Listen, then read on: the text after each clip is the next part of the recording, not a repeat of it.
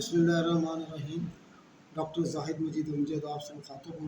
पिछले लेक्चर में मैंने आपको टाइप्स मैट्रिसेस की बताई थी और साथ ये भी आपको बताया था कि इसी बेस के ऊपर आप 1.2 जो है आप सॉल्व कर सकते हैं।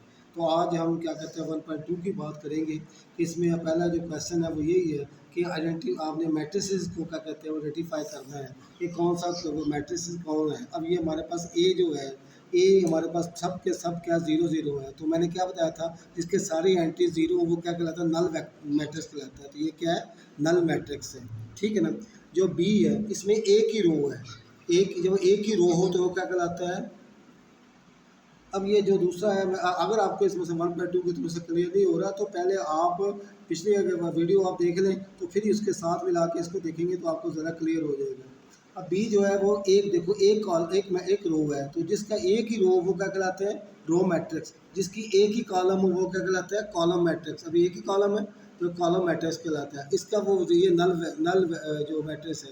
अब मैंने आपको बताया था डायगनली वो 1 1 हो, डायगनली उसके अंदर 1 1 हो तो वो क्या कहलाता है, आइडेंटिटी मैट्रिक्स कहलाता है। क्या कहलाता है, आइडेंटिटी मैट्रिक्स कहलाता है। अब नीचे क्वेश्चन नंबर 2 के हवाले से हम अगर बात करें, क्वेश्चन नंबर 2 जो है वो मैं इसलिए आपको पिछले वो लेक्चर दिया था ताकि आपको इनकी टाइप्स की वो हो जाएगी, समझ आ जाएगी, तो ये आपने खुद ही कर लेना है। उसी हवाले से मैं देख रहा हूँ कि स्क्वायर मैट्रिक्स मैंने आपके पीछे तो टाइप बताई थी। स्क्वायर मैट्रिक्स में मैंने क्या बताया था कि नंबर ऑफ रोज और नंबर ऑफ कॉलम्स इक्वल हो। स्क्वायर मैट्रिक्स में क्या बताया था, नंबर ऑफ रोज और नंबर ऑफ कॉलम्स इक्वल हो। अब इसमें नंबर ऑफ रोज कितनी है, 2 है, कॉलम कितने, 3 है। ये स्क्वायर नहीं है, ये क्या है, ये रेक्टेंगुलर मैट्रिक्स है। दो मैंने आपको बताई थी ना फ़र्क करके कि रेक्टेंगुलर मैट्रिक्स में आपको यहाँ पर जो चीज़ है कि जो रेक्टेंगुलर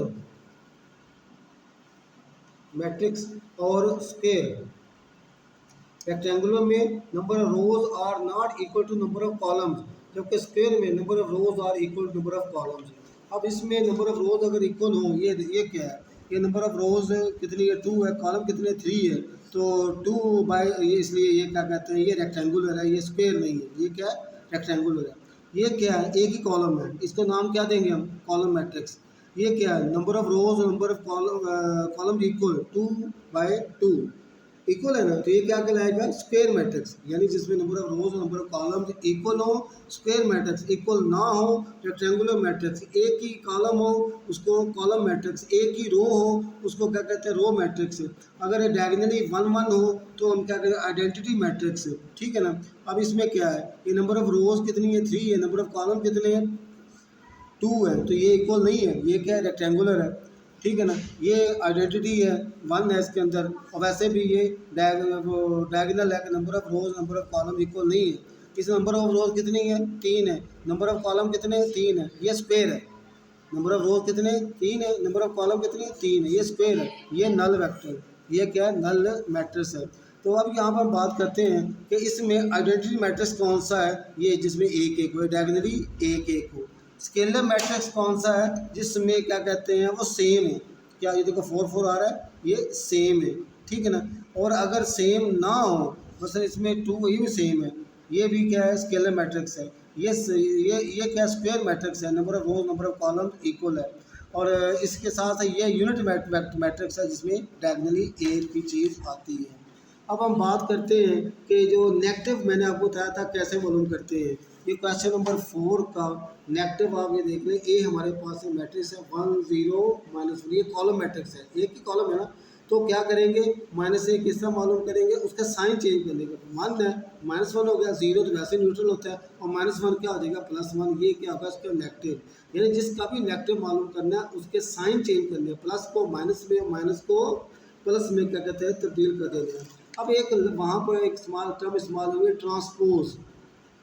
ट्रांसपोज किस तरह मालूम करते हैं, ट्रांसपोज हम किस तरह मालूम करते हैं, उसमें क्या ट्रांसपोज मालूम करने का तरीका क्या है कि नंबर ऑफ रोज और नंबर ऑफ कॉलम्स को आपस में चेंज कर देते हैं। ट्रांसपोज की डेफिनेशन क्या है, a matrix obtained by, transpose के क्या, ट्रांसपोज मैट्रिक्स क्या है, a matrix obtained by changing the rose into columns.